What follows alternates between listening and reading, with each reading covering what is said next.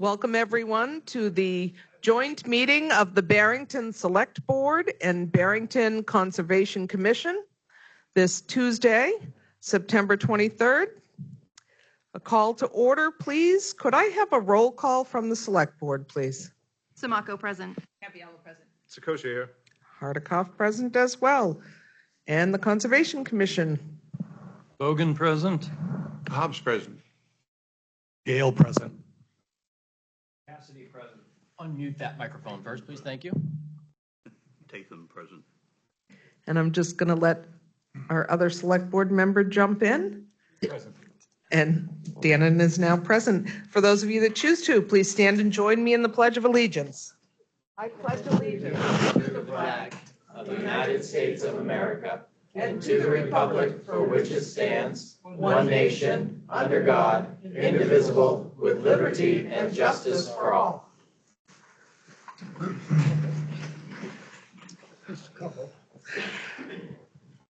Agenda review and approval, Select Board. Anything on there perfectly in order for you? Conservation Commission, would you like to change anything you see on the agenda? No. Okay. At this time, I will open up. Let's approve the agenda. Groups. Oh, you want to vote? Sorry.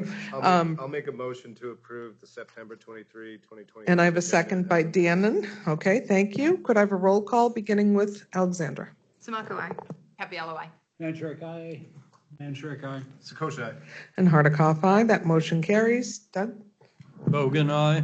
We'll make a separate motion from the Conservation Commission, and just procedurally, we'll have one set of minutes for the joint meeting, but any decision, we'll make sure that there's a motion and a second by the individual board and a vote by the quorum or the participating members from each board. So motion to approve the agenda. Do I need to make the motion or? Please, sir. Okay, I'll move that we approve the agenda. Second. Bogan, aye. Hobbs, aye. Gale, aye. Cassidy, aye. Tatham, aye. Thank you. At this time, I'm going to open up the first of two public comments. I am going to just alert everyone, public comments are open for a full 15 minutes if needed, 3 minutes per person. So if you have multiple people that would like to speak and your message can be curtailed so that other people can fit into that 15 minutes, that would be lovely. Meetings are always open to the public. Public participation is, however, limited for 2 15-minute sessions. If you wish to be heard by the Select Board, please note that there are 2 portions to the meeting. In other words, there may be pieces of the meeting that you would like to comment on at the end of the meeting versus the beginning, or you may wish to present before we begin speaking. Speakers must be residents of the town of Barrington, property owners in the town of Barrington, or designated representatives of recognized civic organizations or businesses located in the town. When you are addressed and permitted to speak, speakers must first provide their name and address for the record. Visitors should address their comments to the chair and the Select Board as a body, or to the Conservation Commission as a body. Each speaker should be provided that single opportunity, not 2 opportunities, limited to 3 minutes. Public comment shall be limited to the 15 minutes. Visitors should not expect a response to comments or questions. Public comment is not a 2-way dialogue between speakers, Select Board, Conservation Commission, or the town administrator. The chair will preserve a strict order and decorum of all meeting. Obscene, violent, disruptive, disorderly comments, or those likely to induce violence, disruption, or disorder are not permitted and will not be tolerated. Complaints regarding town staff should be directed to the town administrator. Thank you all. If there's anyone online who'd like to speak, you can mouse over your screen and click on the hand icon and you'll be recognized. Seeing as no one has clicked the hand icon, I'll open it up to in person if someone would like to speak. Name and address, sir. Good evening, Rob Lyons representing Camp Fireside, 86 Pond Hill Road. Thank you for the opportunity to comment on item 5D Ayers Lake Boat Launch Permit Application. I appear this evening on behalf of Camp Fireside, capacity of Executive Director. Camp Fireside is a nonprofit, non-denominational Christian camp. It has been operating at its current location since 1952. I appreciate the meeting that I had earlier this afternoon with the select chair, as well as Connor. Thank you for that time, including a briefing on the proposed plans for the boat launch and improvements and plans B and C. Our position hasn't really changed.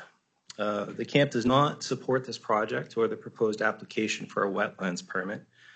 We respectfully request that the Conservation Commission decline to waive its rights to review the application and that the select board not pursue this application. The camp objected to the town's 2024 application for permit by notification. I will provide some records of this meeting, review with the select board and the Conservation Commission. So 5 copies of June 21st, 24 letter of the camp's legal counsel to New Hampshire DES. Please note there are some documents excluded due to their size. The camp's position is that the proposed location of the work is not an existing legal boat launch and that the town does not hold the necessary property ownership rights to support construction of a boat launch at this location. NHDS agreed with the camp's position in a denial letter dated December 12, 2024. I can also provide copies of that for you for the record. USDA Natural Resource Conservation Service holds a conservation easement on the bed of Ayers Lake, and the camp believes this project would be inconsistent with the terms of that easement. This is also not a suitable location for a boat launch for numerous reasons, including the very shallow waters into which boats are being launched and the wetlands vegetation in the area. Moreover, with drought conditions becoming more common, this area is already difficult for boaters to use, and it will become even less usable. Regarding Plan C, after today's meeting, I visited the site to see where the proposed road widening would occur, and it appears that the current edge of the road on both sides is already directly abutting either open water or wetlands, so any additional fill would require permitting. Therefore, we request that the town confirm wetlands delineations and obtain all necessary permits for any work done under Plan C. Thank you for this opportunity to comment. Thank you. Anyone else who would like to speak? Sure. Yep, Don Bucher, 2186 Franklin Pierce Highway. I am not a resident of the lake in question, but I would like to voice my opinion against expanding that boat launch. There was just another lake in New Hampshire that had a water flea, which is a very destructive microorganism that comes in on boats and fishing lines and all of that kind of stuff. And I think that opening this up to the public more would increase the potential for that.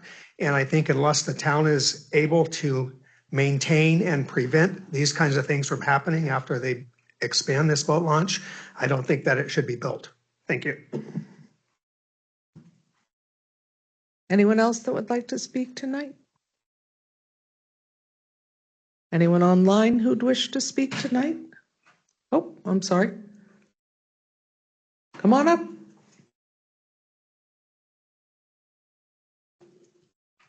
I'm Matt Town. I live in Stillwater Way here in Barrington. I won't miss an opportunity to stay in front of a microphone, so here I am. I want to note that for the last 12 years, this has been an item that originally what we asked for was simply to repair the road. And as things have gone on, there's been all kinds of proposals made, and much of that was done without any of the input for the Ayers Lake Association. And I find that unconscionable that that should happen. That we're the ones bearing the most of the financial risk, and very little is asked of us in terms of what we would advocate for. So I hold to what we said 12 years ago to that select board, fix the road. That's all it's required. That's all we want. We don't want a boat launch there. And we're the ones that had the major risk. Furthermore, there was presentation made to the Public Water Resources Board. I think I had that correct, or nearly correct. And that presentation was attended by just Mr. O'Connor. I find that unfortunate that no one took the ethical stance of inviting us or having the Conservation Committee also present an alternative point of view. So that was done behind our backs. And so while that board has no legal authority to dictate anything, it would have been good to have a balanced view presented to that board and not done quietly and on the sly. That does not speak well for you. Thank you. Would anyone else like to speak at this time?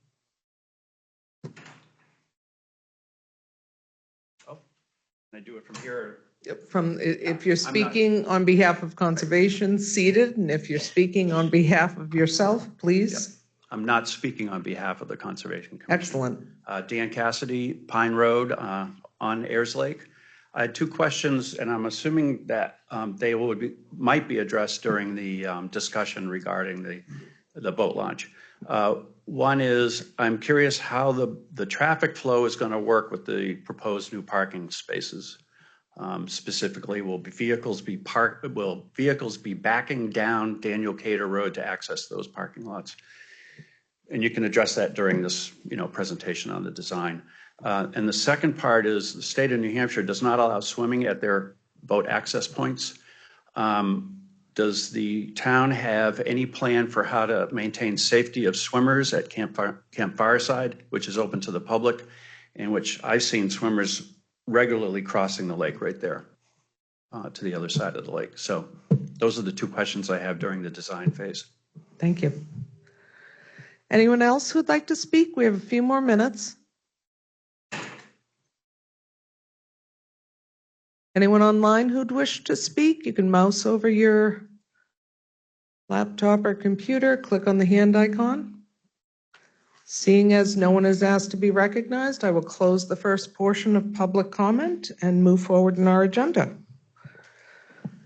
I'm going to be turning over a large portion of the meeting to Connor to handle discussions of each of the 5 areas we're reviewing in our joint business meeting, beginning with Richardson's Pond project funding. Perfect, thank you. So I don't know where that feedback is coming from. It's unfortunate. I try and turn the volume down, but if you're not speaking, just mute your microphone. That should help resolve the problem. So this meeting kind of came about specific to this first agenda item, which was, the second agenda item, which is the conservation projects around Ayers Lake. So the select board had one regularly scheduled meeting in September, and when I met with the Conservation Commission chair, I learned that there was a timeline closing for Southeast Land Trust to secure grant funding applications for conservation projects around Ayers Lake. And so there were a few other topics we were discussing at the same time. And so that was the impetus for this joint meeting, which I think is a great opportunity to get the Select Board and Conservation Commission together, talk about what turned out to be 5 really important issues facing both the Select Board, Conservation Commission, and the town as a whole. So I appreciate everybody's flexibility and availability on short notice to get together and have the joint meeting. Last joint meeting the Select Board and Conservation Commission had, we ratified an amended memorandum of understanding, which was a lot of work put in by former Chair Ken Grossman, and that was a really productive joint meeting. Look forward to a fast and effective joint meeting tonight. So first agenda item is the Richardson Pond Dam. So I won't belabor the history or the details. The town administrator report provides background. There's links to additional information or references to prior meetings, which are all recorded and available if anybody wants to take the deep dive. I do want to make sure that we're available for questions both from the Select Board and the Conservation Commission on any of these issues. So by all means, if somebody would benefit from a quick 1 to 2 minute background on something, I'm happy to provide it, but there should be good background in the town administrator report or referenced in the town administrator report. Essentially, the Richardson Pond Dam needs to be replaced pursuant to a letter of deficiency from DES dating back to 2016. The Conservation Commission has provided great leadership in having a conceptual design done, having a ecological analysis performed and funding preliminary design for that project so far. We now have an engineer's cost estimate for the project that was linked in the town administrator report, and I understand reviewed at a recent Conservation Commission meeting. So this milestone gives us an opportunity to consider how we will collectively fund the required repairs at the Richardson Pond Dam project. So this cost estimate is still in the early phases of design, and so subject to change. I asked the engineer to be conservative in the cost estimate to make sure that we didn't end up at a final design phase and not have a plan to fund the project. And so right now the project is planned for construction in the fall of 2026. And the purpose for discussing funding right now is it's anticipated that the select board will sponsor a warrant article for town meeting in March to fund a portion of the project. And so we had a very productive meeting between myself, the select board chair, Conservation Commission chair, and Conservation Commission vice chair and treasurer to wrap our head around what a preliminary cost share proposal would look like so that we could bring this collective group a starting point to say this is a proposal that we have developed and that subset of this entire group has agreed is a reasonable approach. And so I have a copy in the town administrator report also of a narrative description of the project as it exists now. That's important because the project budget addresses the ability for vehicles to continue traversing the dam, most specifically emergency vehicles, forest fire truck, et cetera. Also is in the attached to the town administrator report is some research conducted by a Conservation Commission member on how have Conservation Commissions approached this and other topics in the past, so available for your consideration. And then finally, and most importantly, is the cost share proposal. I will hit the high points and then, like I said, welcome discussion and conversation among the two boards to hope to come to a decision at tonight's meeting. So essentially, the entire project cost is made up of the $451,000 construction engineer's estimate for construction, in addition to the funds which have already been spent or committed for design and prior evaluation. So total project, we're looking at $534,000 and some change. And the proposal that we came up with to present to this group was a 65%, 35% split on the total cost of the project. 65% to be funded from the Conservation Fund and 35% to be funded from a separate warrant article, a capital reserve contribution at town meeting, which would essentially be raised by new taxes. So in the cost share proposal is a table which shows what the Conservation Fund portion would be and what the capital reserve portion would be. The Conservation Fund portion lists two numbers because the first number of about $350,000 is the total cost or exposure of the Conservation Fund, and the $263,000 is money that has not yet been approved by the Conservation Commission for the project. The balance, the 35% share from capital reserve funding, is about $187,000. It was important when we met that we discussed the many unknowns at this stage of the project and try to resolve those ahead of time so that we don't have to meet and belabor this topic or this construction project in the future. So there are 6 points that we enumerated in this proposed agreement. The first is the dam repair and replacement capital reserve account is currently flush with cash, but largely and almost entirely committed to dam repair projects, which are scheduled this fall for the Swains Lake Dam. So we're replacing the culverts under Lakeside Oaks Drive, which fortunately is 90% funded from a FEMA grant, but that 10% match share is coming from this capital reserve. We're installing a riprap filter pursuant to a letter of deficiency on that project. That funding is coming from this capital reserve. Finally, we're doing some underwater gate repairs at the dam following an underwater inspection we had recently, and that project is funded from this capital reserve. We're confident that the capital reserve is sufficient to fund those projects, and we're hopeful that there will be surplus funds in that capital reserve, and the select board is being asked to consider to dedicate any of those surplus funds toward this project, which in essence would reduce the amount of a warrant article request in March. So if we need $187,000 and there's $17,000 left this winter after the project is done, we'll only ask voters for $170,000 as an example.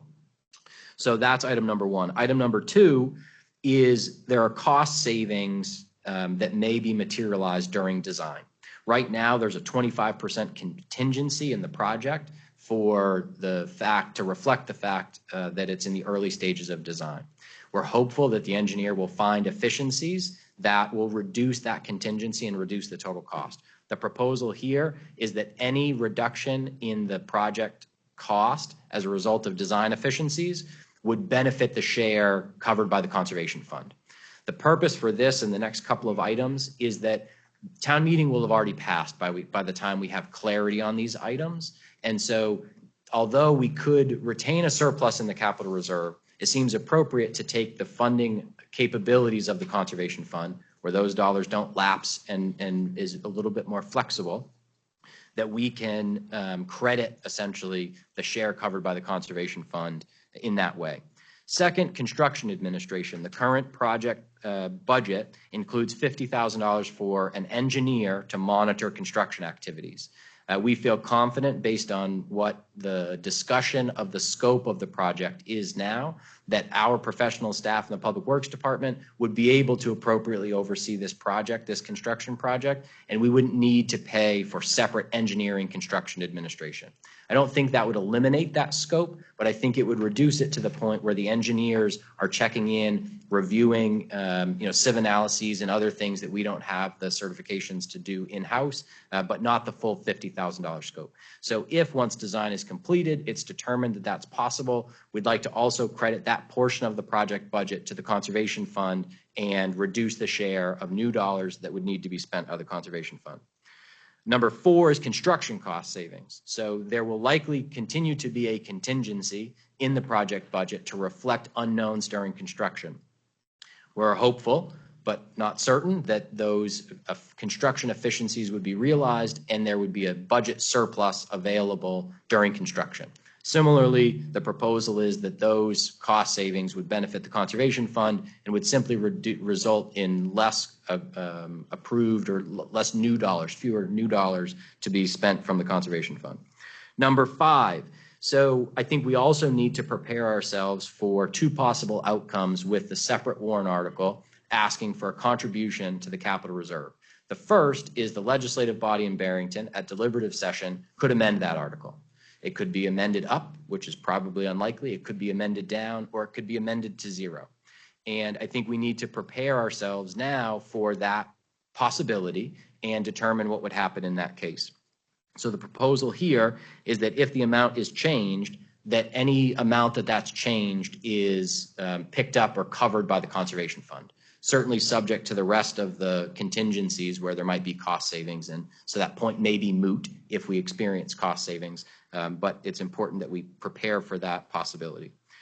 Number six, and the last one, is this separate warrant article, whether it's amended or not, may be failed by town meeting in March of 2026. And similarly, the proposal is that we need to maintain a commitment to finishing this project.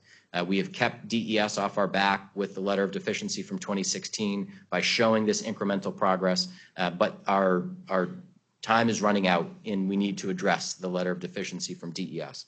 So the proposal is, if the separate warrant article fails, certainly if there's a balance, that would continue to be contributed, less any additions, and the balance would be picked up from the Conservation Fund, again, subject to those items relative to cost savings.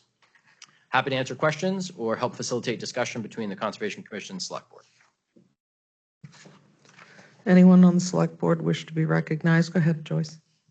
So given that we're working on 3 projects this year with dams, do we foresee in the next 3 to 5 years? The question was, is there additional dam work down the road that we anticipate? And fortunately, by combining the projects as we have on Swains Lake Dam, we feel confident, based on the recent evaluations, that we will be in a really good spot with that dam. That said, I would absolutely recommend continued contributions year over year to build a fund balance available in that capital reserve. But I think using the flexibility, the timing flexibility that we have by contributing those funds toward the Richardson Pond Dam project would be appropriate. We also have some limited operating budget funds available every year for the dam to address minor maintenance activities. So there is some other funding available. Thank you. Good question. Select Board, any other questions? I'm going to turn it over to Doug for the Conservation Commission.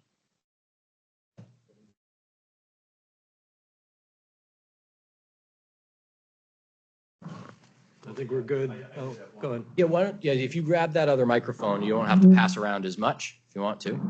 Or pass it to Jack. So way. the warrant article will be figured out before deliberative session, but will it be specific to Richardson, or will it go into that general capital reserve? Yeah, excellent question. So a brief primer on capital reserves. An established capital reserve is always limited in its utilization based on the purpose statement from when that warrant article was originally established.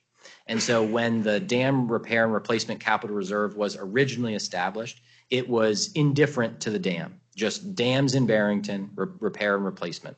And so the funding contribution to that capital reserve would be subject to the same purpose limitations and would be available for Richardson Pond Dam or the Swains Lake Dam, or if you don't know, we also have a third dam, which is currently not jurisdictional on Scruton Pond Road, that swamp area on the left. We're one overlay of Scruton Pond Road away from that being a jurisdictional dam. So when you see the pavers going through there, they'll likely be grinding and repaving and not overlaying to avoid creating another jurisdictional dam in Barrington. But yes, it could be used for any of the three.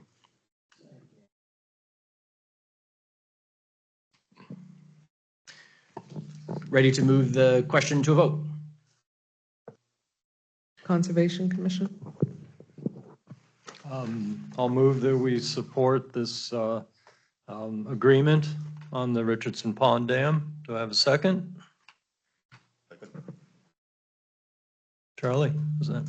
Charlie Tatum. Okay. Mr. Chair, would you like to also authorize the up to $265,000 from the Conservation Fund in your decision so we don't have to make a future decision when costs start coming in? Right. I kind of assumed that was in the agreement, but specifically the $265,000 from the Conservation Fund to cover our portion of the cost, overall cost. So is that seconded then? Good. Seconded by Charlie Tatum. Roll call vote. So Bogan, aye. Hobbs, aye. Gale, aye. Cassidy, aye. Tatum, aye. Select Board. I move we approve the proposed Richardson Pond Dam cost share agreement as presented, authorize placing an article on 2026 warrant requesting up to $109,000 for dam repair and replacement capital reserve fund for this purpose. Second. Roll call. Smock-O, aye. Happy LOI. And Shark, aye. Scotia, aye. And Hardikoff, aye. The motion carries. Thank you. As fast and efficient as that was, I think we need to reflect the years of work that have gone into that project. And so kudos to all that have been involved. And there are many more than they're sitting at this table right now. So I'm glad to have a clear direction on that. So thank you. Moving on. Ayers Lake Conservation Project, Ayers to Isinglass Preserve. This is a 515-acre conservation effort split among two projects that CELT is proposing to acquire. And the Conservation Commission recently voted to authorize a $175,000 contribution to these two projects. And those decisions need to be ratified by the Select Board. The town would be eligible for executory interest in these properties. We have attached in your packet, attached to the town administrator report, is a memo from Lori Summer from Southeast Land Trust, and she's also in attendance tonight. And if anybody has questions or would like a short presentation, she's happy to provide it. I know the Conservation Commission has already acted. The Select Board has already reviewed it. We also have a copy of the proposed budget for the two projects attached to the meeting materials as well. So the only decision here is of the Select Board, but if the Select Board had questions or were interested in a presentation from Southeast Land Trust, that's available, or questions from the Conservation Commission because we're in a joint meeting, that's possible as well. Any additional comments or questions, Joyce? I have a question for Lori Summers. Lori, in your packet, it talks about public access. Could you talk about that? Would we expect to have trails or whatever? Oh, sure. If you could Hi. introduce yourself just for the people online, please. Or I'd be happy to. Good evening. I'm Lori Summer. I'm with the Southeast Land Trust on North River Road in Epping. And that's a very good question in terms of public access. There are existing woods trails on these properties. However, CELT will not be working to do any more improvements to those trails. These properties, this 515 acres, are pretty sensitive resources. They have endangered species, the Blanding's turtle that moves through the landscape, through the wetlands and vernal pools. We're really working to protect the water quality on Ayers Pond by protecting all the forest in this area. We do have Stonehouse Forest with a lot of trails, which we feel we do a good job with maintaining those. However, our grant applications, namely the one to Land and Community Heritage Investment Program, LCHIP, they do require public access. So public access will be guaranteed. And that will be for, general, use, outdoor walking, hiking, fishing, hunting, and so forth. So to answer your question, yeah, there'll be public access. Thank you. Any other questions from select board members?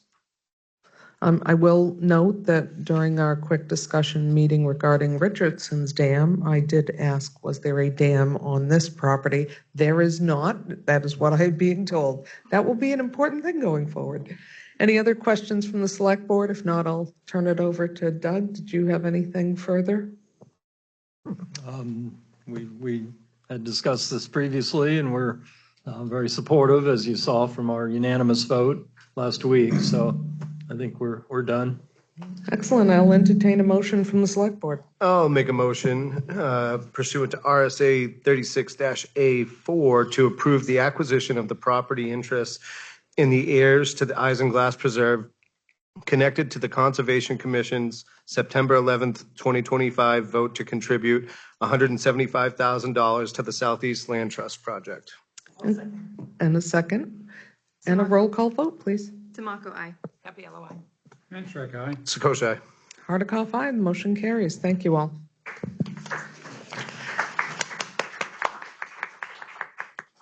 I will note for anybody in the audience or watching online at home, I understand that there are fundraising efforts underway to help balance out the budget. And so if you're interested in that, I'm sure you can find more information on the Southeast Land Trust website if you're interested in contributing. I think that over the years, we've talked about the Conservation Commission, the Conservation Fund, and the value of having cash on hand in that fund, which that cash comes from land use change tax penalties being paid. Having funds available to be able to contribute and secure 515 acres of additional conservation in Barrington is tremendous. And one of the strategic priorities of the select board is preservation of rural character. And one of the identified goals is strategic decision-making relative to conserving new property in Barrington. We understand the outside development pressure that we're experiencing in Barrington right now, and we don't have pockets deep enough to conserve every bit of developable land in Barrington. But working with partners like CELT and working with the Conservation Commission to identify high-value properties to be able to permanently conserve is tremendously valuable and a contribution to Barrington's future, not only because it's an identified strategic priority of the select board, but because it's good for Barrington. So tremendous effort by all involved. Ready to move on to invasive species mitigation funding. So for those in the Conservation Commission, I hope you are aware by now, the select board had a conversation at their September 8th meeting. A lakefront property owner prepared a petitioned warrant article, brought it forward for conversation. It hasn't been submitted yet, but for discussion purposes, I suggested that he bring that conversation to the select board and generally explore the idea of local funding for invasive species mitigation.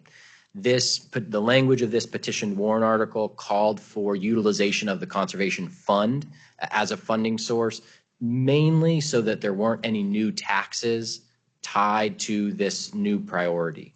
And so I explained to the primary petitioner that the language of the article would be advisory only because the town meeting and the select board don't have the authority to direct the Conservation Commission on utilizing the Conservation Fund. And so the select board supported by consensus taking steps to explore what funding opportunities exist. And so conveniently, an opportunity to meet jointly will help facilitate that conversation, because it was important to the select board, and it came up at that meeting, that having a conversation with the Conservation Commission and understanding what, if any, overlap there are in the priorities of protecting our lakes and those natural resources from invasive species, how that overlaps with the priorities of the Conservation Commission, and what opportunities might exist there. And so I haven't, in preparing this discussion tonight, I haven't presented any list of available options or mechanisms that funding could be secured for invasive species.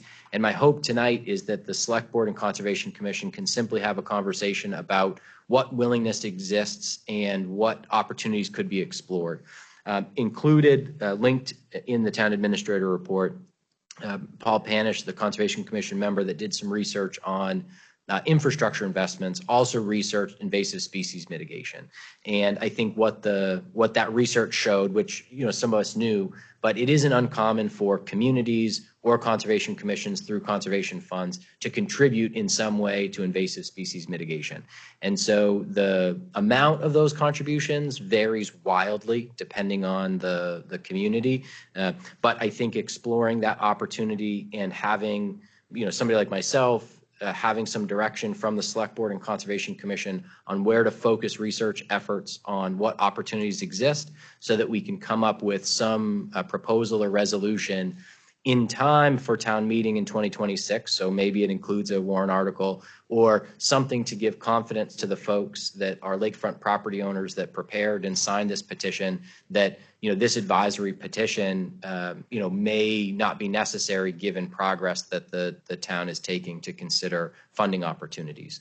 So I think maybe it might be appropriate. I know, Doug, the conversation has come up at Conservation Commission meetings, maybe a couple of them, and maybe elaborate on the conversations the Conservation Commission has had so far, and what opportunities we might be able to explore. Well, we haven't had really detailed conversation. I think most of us would support the idea in principle. It's really a matter of how it's funded, and given our current status, the fact that we just agreed to over $500,000 out of the conservation fund, and we may be on the hook for almost a couple $100,000 more. Our funds are more limited than they might appear looking at the current balance. So I think we are concerned about maintaining our fund. We know there was going to be some big ticket items in the future, a couple of properties that I think we'd want to have a hand in to make sure that they get conserved, Coot Farm in particular, additional properties around Ayers Lake. So, we definitely are feeling conservative, I guess, about how much we could put toward it. And there's also the issue of,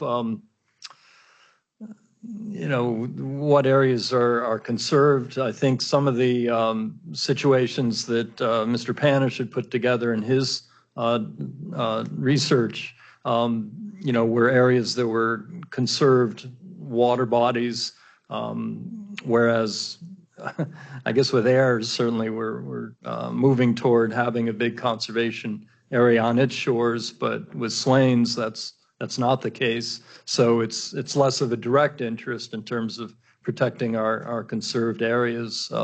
So I would, if anybody else wants to add some thoughts, we might have more.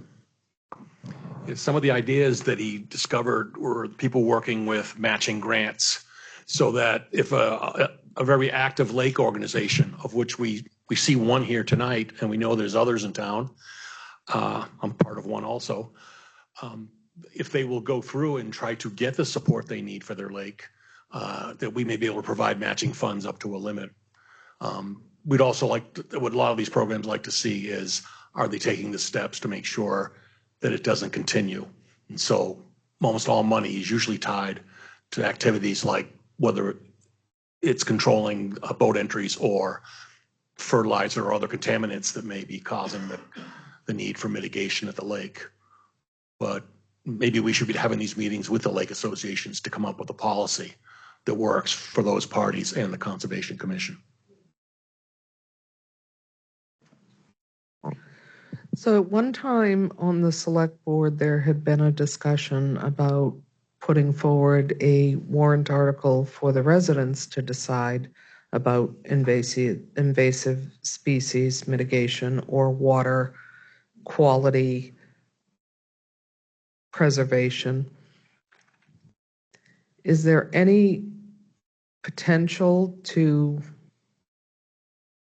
bring forward, say, like a $5,000 commitment from Conservation Commission to be matched by a warrant article to start a fund very specific to that, where we begin smaller but build from there at least?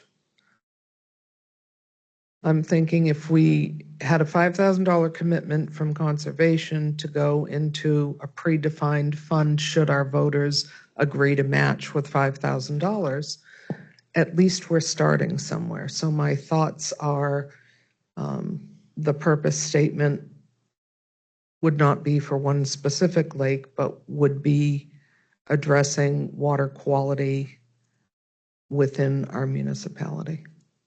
So are you speaking of just a one-time commitment or per year? My thoughts are just to get something rolling. Well, I guess we'd rather that we have a more specific proposal, or, like we're saying, I think matching funds for a state grant, Sure. Would be preferable. I mean, Okay. I guess if you're looking to just, like you say, get it rolling, I'm not sure we'd object to a small amount.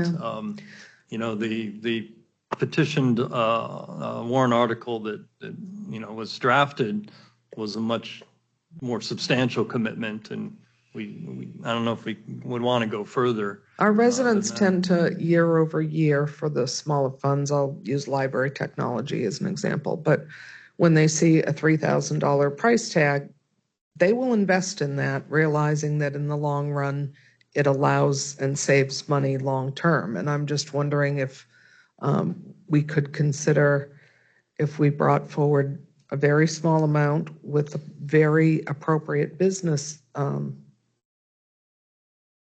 model for this. The purpose of this fund will be used for water quality studies or to ensure invasive species is kept at a minimum.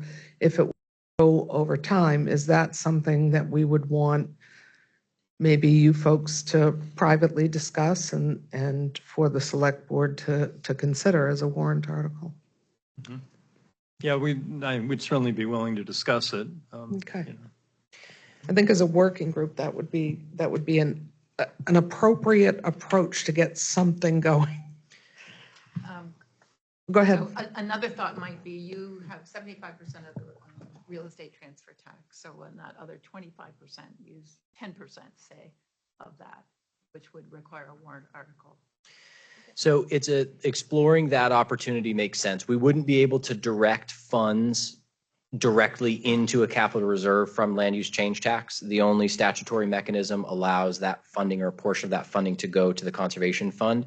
There are ways you can do that. We did it for years with cemetery lot purchases, where every year, whatever we had in revenue from cemetery lot purchases, we sponsored a warrant article adding that same amount of money. Wasn't the same dollars because 2 different years, but appropriating that same amount of money into the cemetery lot expansion capital reserve.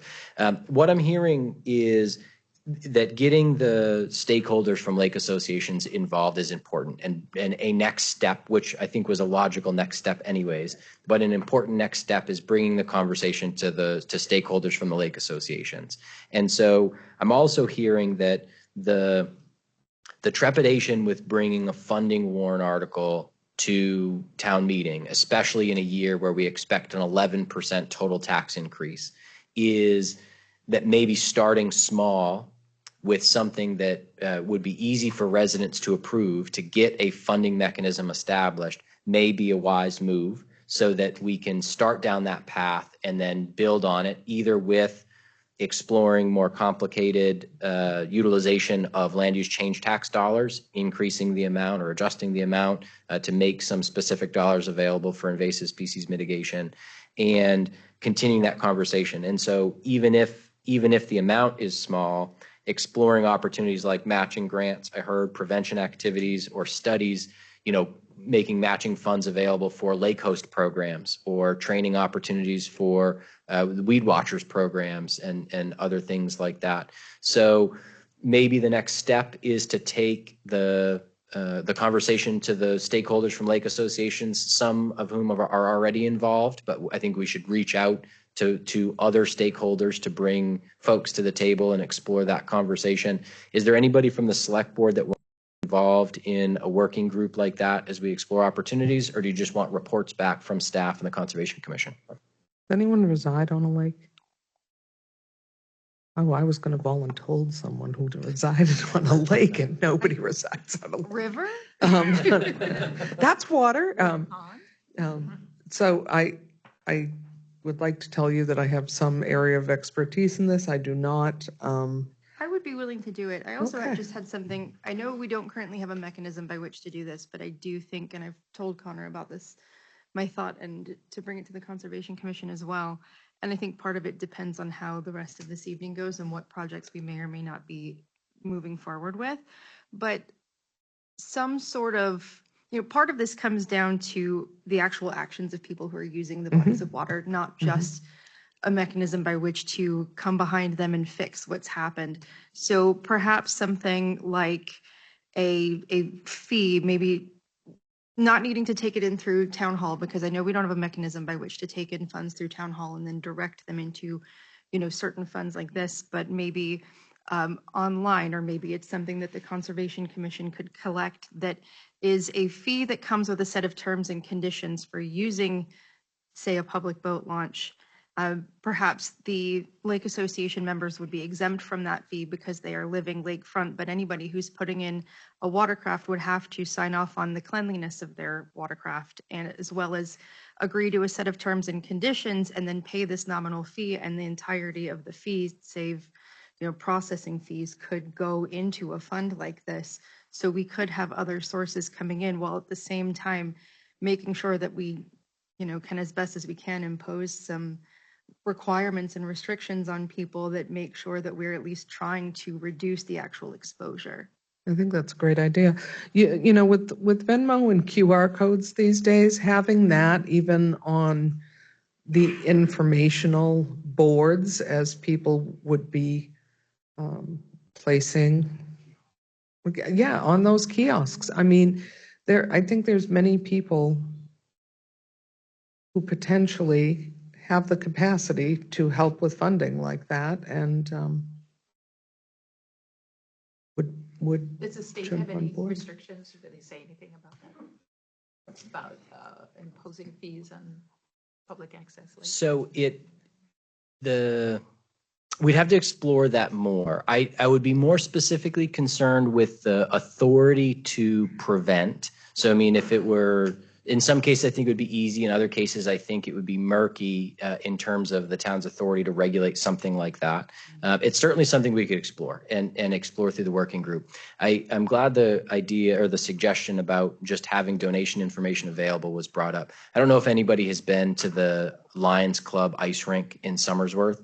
So it's an ice rink that's available by donation only. They've got a big donation bucket out there, and I would bet, just like the bake sales that are donation only and not specific prices, they probably collect a lot more money with that philanthropic approach to, hey, pay if you can to come and use the property. And so integrating a mechanism like that where folks can donate to the conservation fund, funds can be donated specific to the conservation fund and deposited in that account after accepted. Maybe that's something worth exploring, and so we can do some work on that. So for the Conservation Commission's purpose, I think once we get into the weeds of exploring how this would be processed, how it would be evaluated, how we would measure opportunities for micro grants or prevention activities or studies I'm imagining some sort of policy or procedure by which we would evaluate this. I imagine the select board would prefer to see that come through a group like the Conservation Commission, opposed to straight to the select board. So is it worthwhile to take, maybe the conversation to the entire Conservation Commission and bring in, these lake association stakeholders? Or do we want to do work outside of a Conservation Commission meeting and then bring it back to a Conservation Commission meeting? Or maybe we decide sometime afterwards, Mr. Chair? I don't know. I guess we could do either. I mean, I guess I'm a little leery of kind of taking on the lead responsibility for this, because it is something, wholly new for us. We're actually under the gun with our existing commitments in terms of, conservation area monitoring in particular. I'm not. I have to find out whether other members want to be doing more. I think that's a salient point, and I think we have an opportunity to leverage the interest and willingness of lake association stakeholders or waterfront property owners who are willing to join. Mr. Bucher, who we heard from earlier, he's already reached out and shared how the town of Nottingham approaches a similar topic relative to North River Lake. And so I think if we can bring in the engaged stakeholders, the primary petitioner, and anybody else from lake associations, we can identify some topics that need to be explored or researched, and kind of collectively work through what that looks like. I don't know that the expectation or request has to be that the Conservation Commission has to take lead. So I know UNH usually has some kids that go down and do some rowing, and that's a great, resource for us. So maybe we also reach out to them and see if they have any, classes or any projects, and they could come in, and maybe we can do this hopefully fairly cheap. It's a great point. So I think, would UNH cooperative do anything like this? I can reach out. I know there's a lot of financial pressure on the university in general. I would imagine an academic project might be more fruitful than leveraging any of the other activities of the university at this point. It sounds like we have some marching orders, and Doug and I can connect after this meeting and start to put together a list of Lake Association stakeholders. I guess if there are any in the room or listening online, if anybody is part of a Lake Association that wants to be involved in the conversation, we'll try to track down contact information for as many of the associations as we can. That's not, some are more formal, some are less formal, and so by all means, spread the word to folks that are interested, and we'll get some work together. And I'm going to encourage the select board. Let's start maybe an online search too, to see if we have other municipalities that are doing anything in reference to preserving water quality within their communities. Let's see if we find anything on our path of discovery. This past weekend, I think the Boston Globe had an article of a lake up close by to Winnipesaukee, and they put quite a few dollars into treating their lake, putting aluminum in to manage a phosphate problem, and they're hoping to get 13 years out of it. But we could probably tap the organization out at Nippo Lake, who in the recent past has led their lake was treated for something. And we know that Swains, of course, is the impetus for this, but they're going after something that's not chemical but living. But we could also probably tap into the New Hampshire Association of Conservation Commissions to see what they may have on this.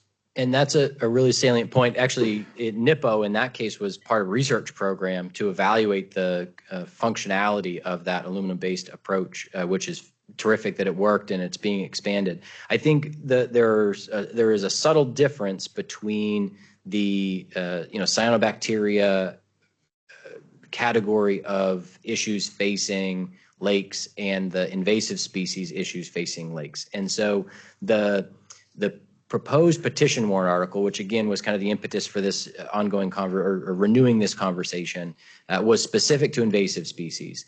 And so I don't think our conversation doesn't have to ignore other pressures facing our natural resources in Barrington. But I think that differentiating those, however appropriate, would be important.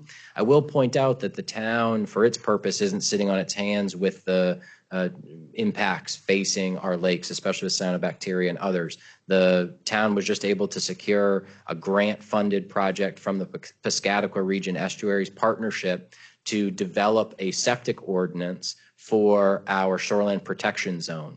And so the work is ongoing, and we don't anticipate it will result in any proposed zoning amendments until 2027. It's just getting started now. But they're going to explore an opportunity to improve our lake health by having a specific septic ordinance. In some communities, and not saying this is what will happen in Barrington, but in some communities, that could mean a requirement to pump your septic tank every 2 years. Or, our existing regulations require even more stringent than DES, that if you're adding living space within that shoreland zone, that you are having an approved septic plan designed and evidencing that you can have your septic system replaced if and when it goes into failure.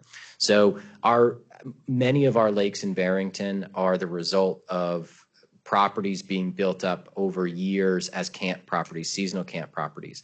And that introduces a few core issues with the transition to year-round living on these camp roads and on these properties. One, the roads generally weren't built for year-round traffic. And so we have approached that issue with our Class 6 and private road building policy, looking for incremental improvements. Another concern is these septic systems generally weren't installed to support year-round living or the capacity of year-round living. And so the state, for its purpose, has taken a leadership role in the past on that, but we're to the point where we have opportunities to increase our regulations in that area to improve lake health. And so that's what we're exploring now. Another issue, and the select board heard about this at the September 8th meeting, is a lot of these camp properties had shallow dug wells and that are susceptible to the changes in lake levels. And so it may have been that historically those wells were productive through the seasonal activities of the camp. And now these properties, as they're being transitioned to year-round properties, are facing pressures of seasonal drawdowns of dammed lakes. And so the town isn't blind to the issues that are faced around the developed waterfront properties. And, there isn't always a role for the town to solve all the problems that are created in this situation, but paying attention to what the town has the authority to do or the authority to be involved with is important. And that grant to explore a septic ordinance is part of that effort. So there's work to be done, and we'll bring the conversation back, hopefully in a meeting or two, to the select board with an update. Anything else? Invasive species? Great. Ayers Lake boat launch permit application. So this is one of those topics which has, and it was referenced earlier, has been an ongoing concern and an issue that's been brought to the select board many decades over. And the select board, the direction from the select board historically has always been essentially two things. First, the select board maintained a commitment to leaving this access available to the public. So the public take access to Ayers Lake from this portion of Daniel Cater Road. The second point is that the select board was never interested or motivated in spending taxpayer dollars investing in this access point. And the challenge that presents is that the boats taking access at this gravel launch on Daniel Cater Road, there are negative environmental impacts as a result of this use and continued use. Specifically, the erosion of the road into the lake, also the introduction of turbidity into the lake, and others. And so the town was fortunate to be made aware of a grant program to fund improvements to boat launches.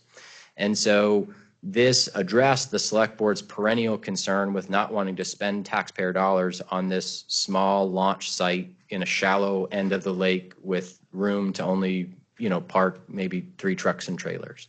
And so we applied for the grant. We received the grant. We went through the process last year proposing a project which would build a full-length ramp and have a dock with an assisted kayak launch. You know, a lot of folks that use the access point are using paddleboards, kayaks, et cetera. So we prepared a permit application for that, and one of the concerns that DES had was that there was disputed ownership of the lake bed outside of the layout of the road. And so DES said, go resolve this and come back. We're not going to issue a permit if there's disputed ownership in a situation like this. And so at that point, we actually thought that the grant was expiring. And either way, the grant wasn't big enough and the town's pockets aren't deep enough to pursue the legal remedy of a disputed ownership in that case. The town felt confident that the public had ownership rights to the lake bed, but that point was moot because the funds, the time and funds available to pursue that weren't available. The grant was extended, and so in reevaluating the project, the town's engineer prepared a reduced scope of the project, which essentially cut the length of the concrete plank ramp in half to keep that ramp within the layout of Daniel Cater Road. It also eliminates the dock and assisted kayak launch component because we learned through the permitting process that wasn't something that we were going to be able to attain at that site. And so the proposed scope includes road widening.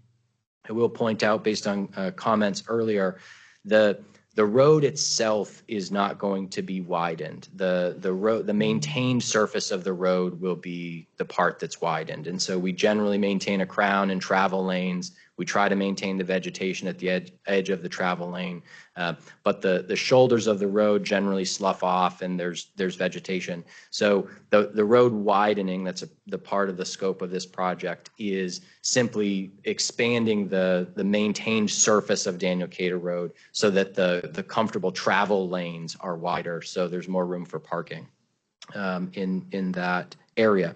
Vegetation management, one of the most important components of the scope of the project is a specific and identified and well-communicated parking plan. So the select board for decades has authorized parking on the southbound lane of Daniel Cater Road, and the northbound lane is posted no parking. And so the southbound lane is just parking's allowed, and there's no extents to that parking, and there's no other limitation other than, oh, well, you're a little too far into the road, and so we're going to go talk to you or ticket you or tow you.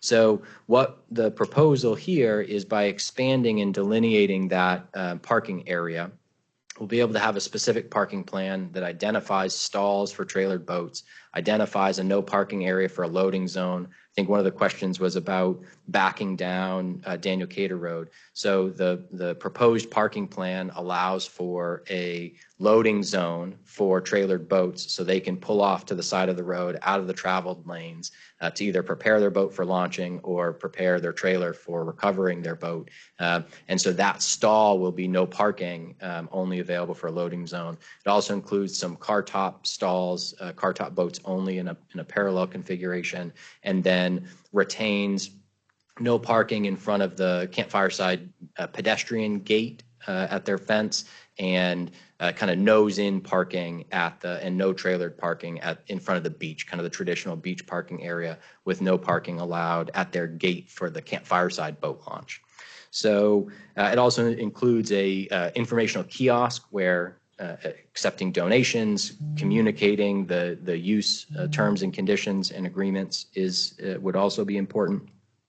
And then, as I mentioned, that 4 concrete planks that at this point, with this reduced scope, would essentially reduce the continued erosion of the edge of Daniel Cater Road into the lake.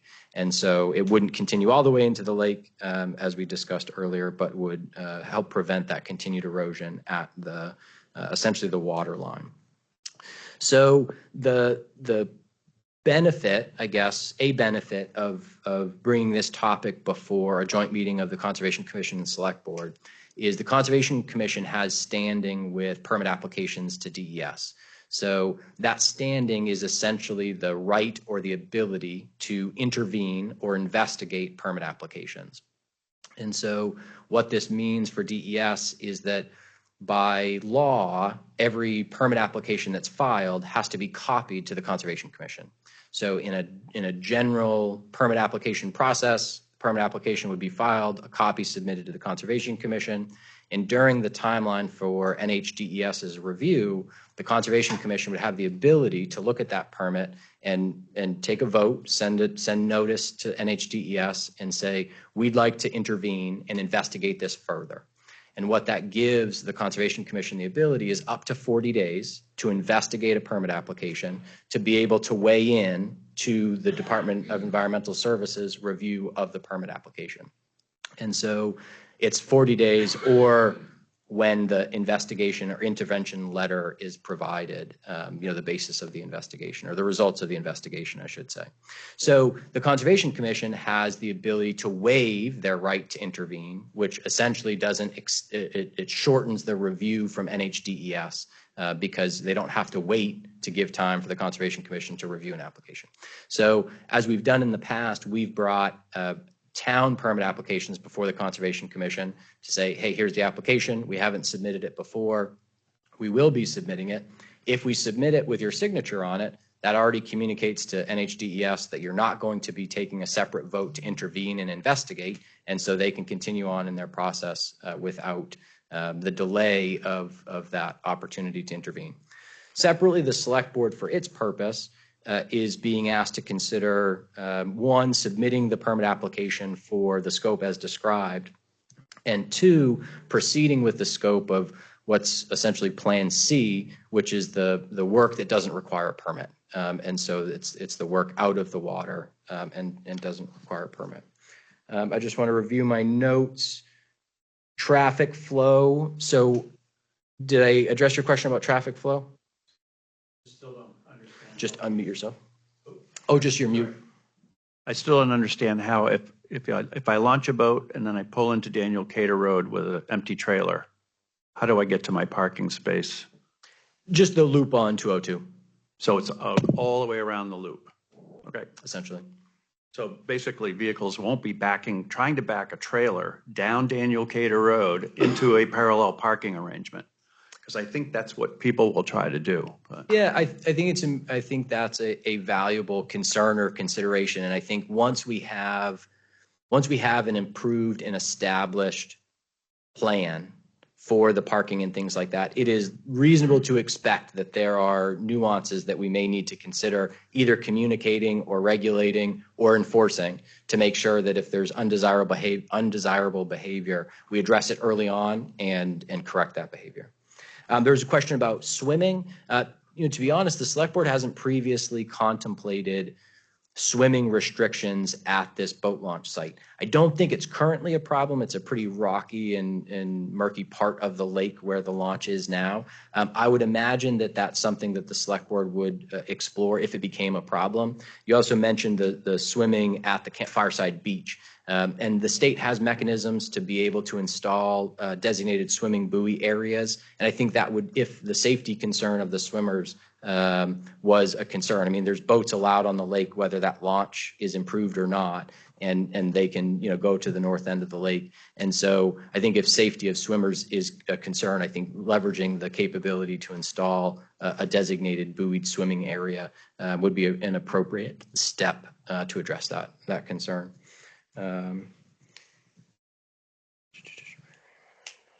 Connor, can I ask, that's a state function then, because Yes. it's public waters? Correct. Not Camp Fireside. I mean, I believe, not a subject matter expert, but I believe that as the abutting property owner, the beach owner, it would involve Camp Fireside, but I think it's regulated by the state. That's my understanding. So anyway, so the two questions, the question before the Conservation Commission is consideration to waive the right to intervene, which would authorize the chair to sign the application and communicate to DES that the Conservation Commission won't intervene or investigate the permit application. And the question to the Select Board is to proceed with submitting the permit application and proceed with the work of Plan C, the scope of Plan C, while we await the permit determination. And if the permit is denied or the process extends beyond the availability of the grant, then the scope of the project would essentially just be Plan C, the work that probably will have already been done. I'm going to hand this to the Conservation Commission. Are there other questions from members about this? You mentioned that the concrete planks that are going to go only be on the road and they're not going into the lake. Who is responsible for the interface when a boat trailer, which typically doesn't ride around on the same size tires that our vehicles have, and it goes kadunk due to the erosion that's going to happen from going from the concrete plank structure to whatever is the bottom of the lake? So yeah, those would be permitted maintenance activities. The launch right now has undergone a variety of erosion events and the exposure of boulders, and it isn't a very comfortable launch right now due to the erosion that's taken place in the boulders. And so being able to protect the primary erosion site at the high water line is the priority. There will continue to be, other erosion issues, especially with a shorter launch, but those will be permitted maintenance activities. I guess to be more specific, now that the town is going to actually swing a hammer or pour some concrete there, do they now have responsibility for what is now a break in a fence? I don't think I understood. Yes, the town will maintain the boat launch, if that's the question.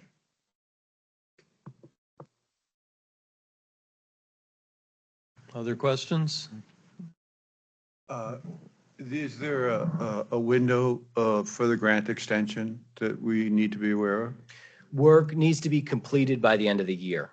We have a couple of months to submit, additional materials. One of the things I didn't mention in detail, I know it's in my materials, but one of the benefits, if you are looking for bright sides, one of the benefits of the reduced scope is that the Public Works Department has the capabilities, the capacity to perform the scope of Plan B or Plan C. And so there's a 33% match requirement for this grant.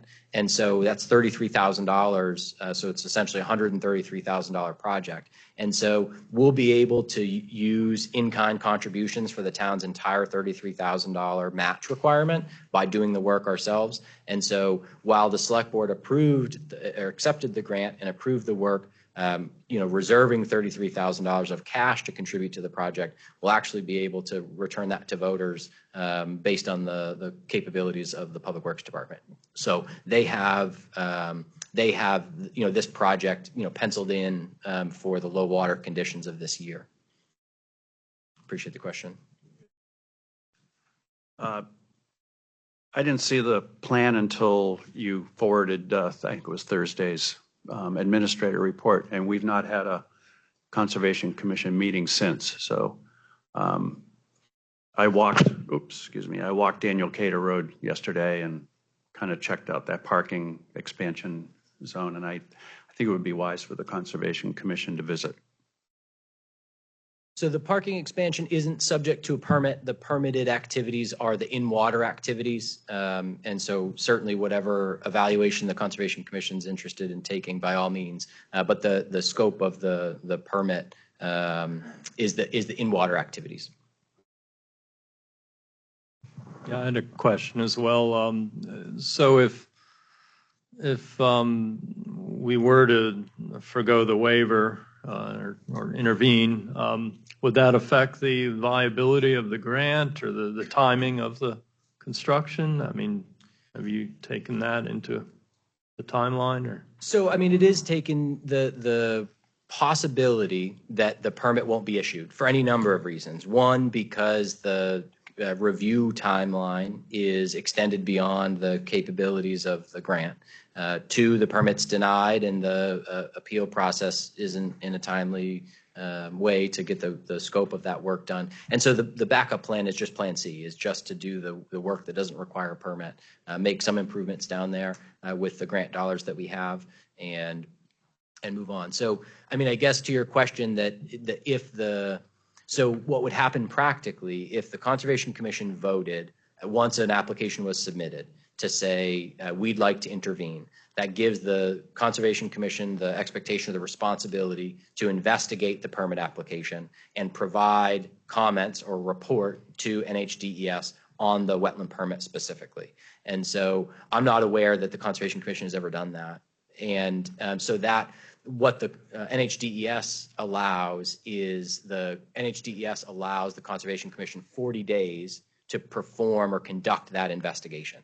And so they delay their review of the permit for 40 days to give the Conservation Commission an opportunity to investigate and provide them a report to consider alongside their typical considerations. And so, I mean, I guess to your question, the longer the process takes, the more unlikely it is that Plan B, that the erosion protection of the road into the lake, the longer the process takes, the more unlikely that is. But I think the select board's understanding is that it's possible that Plan B doesn't happen for a variety of reasons. And so Plan C, that reduced scope of Plan C, is the backup plan. And if the terms of the grant weren't met in terms of the timing and all, that would put us back to square one, right? I mean, isn't that the, if you will, worst case scenario? Yes. Yeah. So the select board hasn't historically, and this has been brought up many dozens of times, the select board has not historically been interested at all in asking taxpayers to raise tax dollars to improve this boat launch. And so I don't know that any future select board would come to that same conclusion, but I think the grant was the best opportunity to make measurable improvements to help protect the environment and, you know, improve the formality. You know, a hope of the select board in pursuing this project, but also, you know, public safety professionals like law enforcement and such, is that having a specific and identified rules and regulations posted at the kiosk and an opportunity to communicate applicable laws relative to invasive species and other things, and having a dedicated parking plan will take the circumstance which happens now, which I think you know, Jack referred to it as a break in the fence. There's no fence on the other side, but I think the analogy of this is the nobody has ever invested any measurable money in improving this area. And so hopefully by making these improvements and establishing clear expectations, rules and regulations, compliance and compliance with even things like invasive species will be improved, because it will be a more above board looking site opposed to the, I'll use your words again, but the break in the fence site that it feels like when you're there now.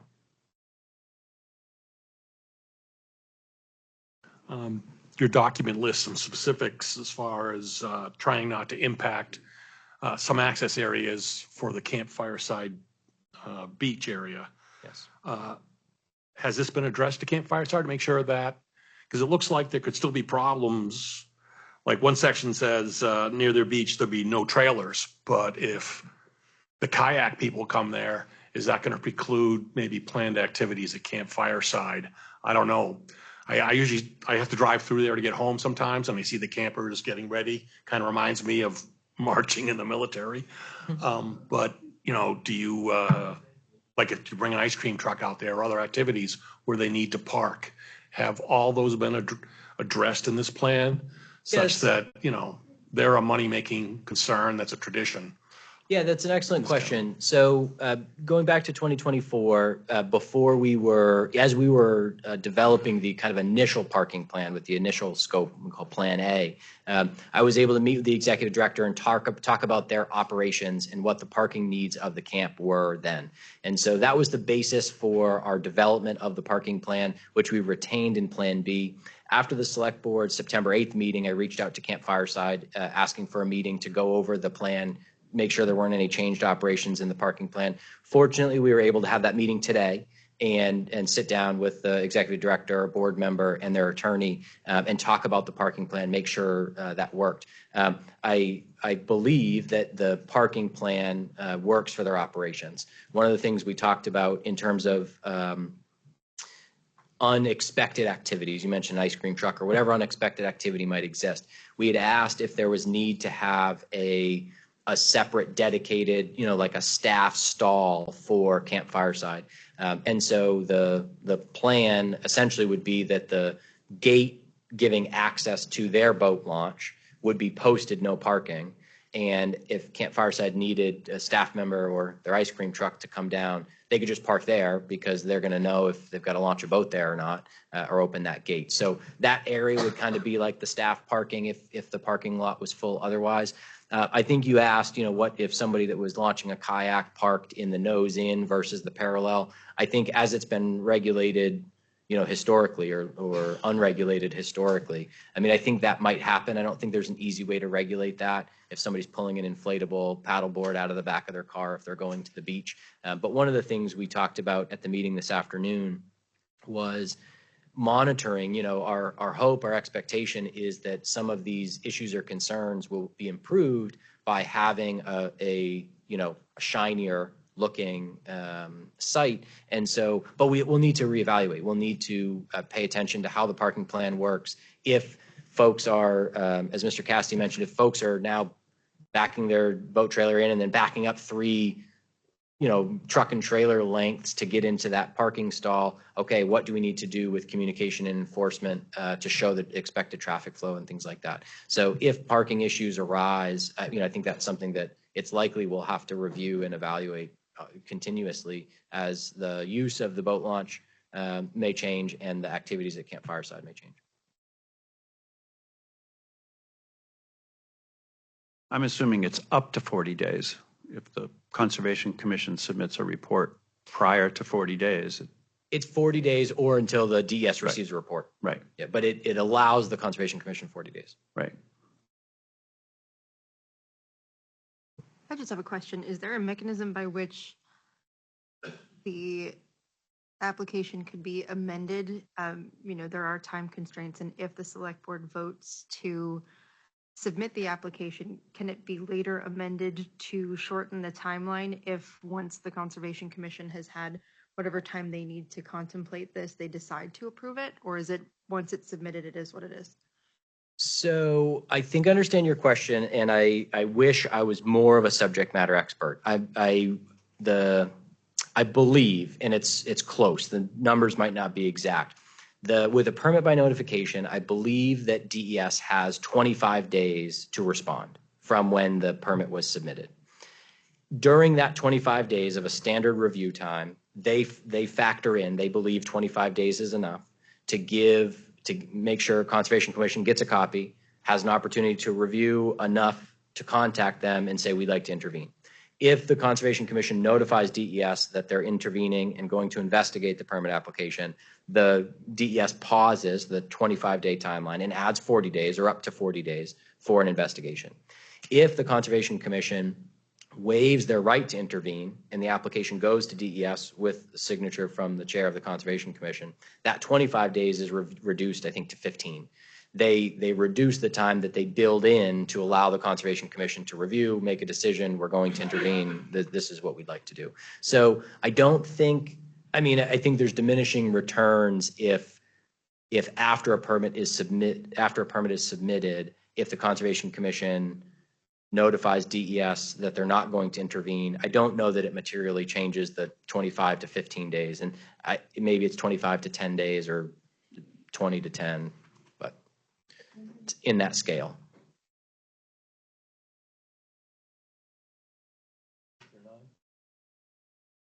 Second Thursday. Yes, that 10-day delta wouldn't make a difference at that point.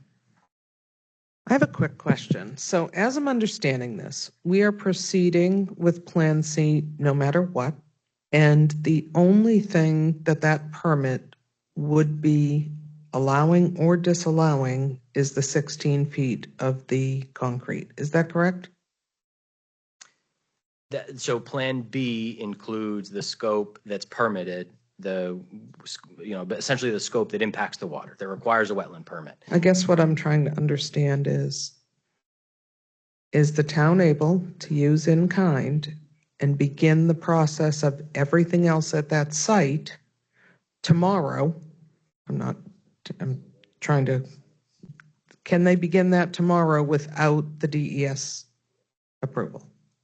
Yes, that's possible, and that's the proposal to the select board is to proceed with Plan C, the scope of Plan C. That's what I was trying to wrap my head around. So Conservation Commission is really deciding whether to waive their right to the investigation and interventions with the 16 feet of concrete. Right. Okay. And with Plan C. Just unmute your microphone. With Plan C, I think there was discussion of making Daniel Cater one-way seasonally. Could we address that? Finish, mute your microphone. So the last year, when Plan A was under consideration, one of the things that we learned that we didn't know previously is how Camp Fireside used Daniel Cater Road for pedestrian access with their campers. And so the safety, the very legitimate concern of the safety of the campers or any other pedestrian on Daniel Cater Road was raised. And so after the town learned about this, myself and the police chief and the fire chief and the road agent at the time went out to the site and, okay, how does this dynamic look? And so one of the biggest contributing factors to the safety issues are the site distance. With the vegetation growing in between the edge of the road and Ayers Lake, there isn't, and that curve approaching from the north, from the Pond Hill side, there's terrible site distance. And so some of the safety will be improved through the vegetation management that's part of the scope of the project. And so it's unclear exactly how much. During our meeting today, we were able to verify with Camp Fireside how the kind of activities work. They have, vested staff at the beginning and the end, and they, cross Pond Hill Road with crossing guards and then come down through a trail on their property and come onto Daniel Cater Road. And then they're just walking that kind of section of Daniel Cater Road almost from Pond Hill down to the boat launch. And so I think the proposal as it is right now is to not change the two-way traffic on Daniel Cater Road at all. I think what we heard from our police chief and fire chief and road agent last year is the best solution to addressing safety concerns, if they are ongoing on Daniel Cater Road, is to make it either seasonally one-way or one-way traffic. So local traffic with a pretty close entry and exit.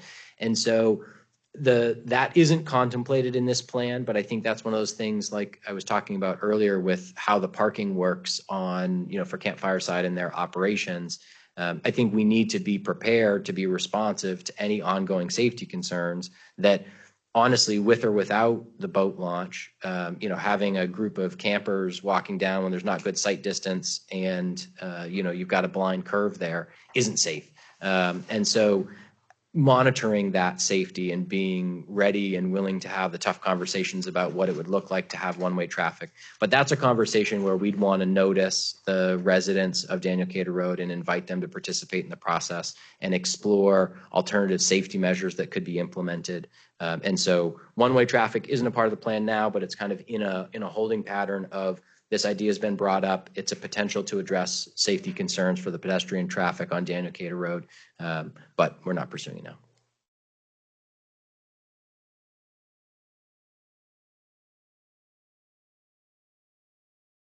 So are we need to make a motion then? Is that the next item? If you're ready. Yeah. I'll move that the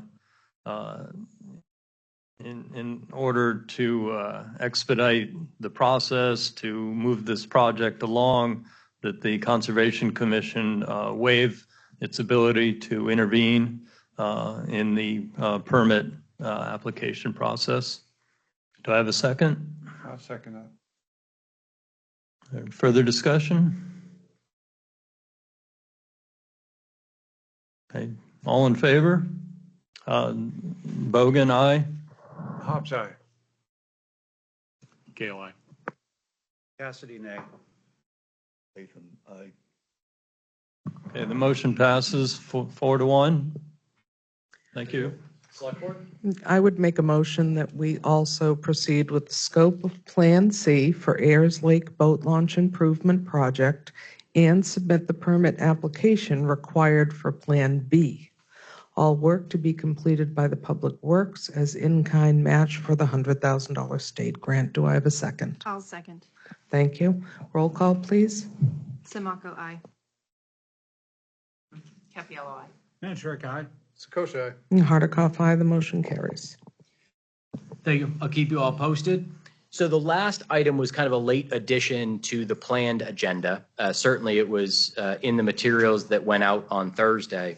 But for those of you that have been following along, the last town meeting, the planning board proposed a comprehensive update to the conservation subdivision zoning ordinance.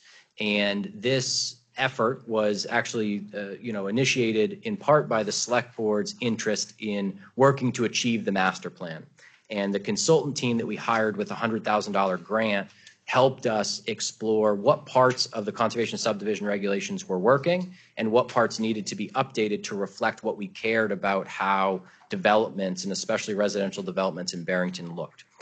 The community overwhelmingly supported those proposed zoning amendments, and they passed in March of 2025. So for those of you that don't know, in addition to the zoning ordinance, the planning board uses separately established regulations to further refine and communicate to developers and property owners how property can be developed in Barrington. And so there are subdivision regulations which correspond to but do not duplicate the zoning ordinance and further describe what's expected. One of the benefits of having certain items regulated in the subdivision regulations is it gives the planning board the flexibility to issue waivers as appropriate and address project-specific nuances, whereas exceptions to the zoning ordinance require a trip to the zoning board and a variance. And so the planning board has been working on their subdivision regulations since the zoning passed in March. Fortunately, we were able to hire an excellent town planner in the meantime, Ernie Creveling, and he has helped facilitate some of that work of the planning board. One of the items that the planning board has been stuck on or toiling with how to address appropriately is the topic of ownership of open space with a conservation subdivision and ongoing stewardship fees, among other issues, but the purpose of tonight's conversation is kind of ownership of open space and stewardship fees.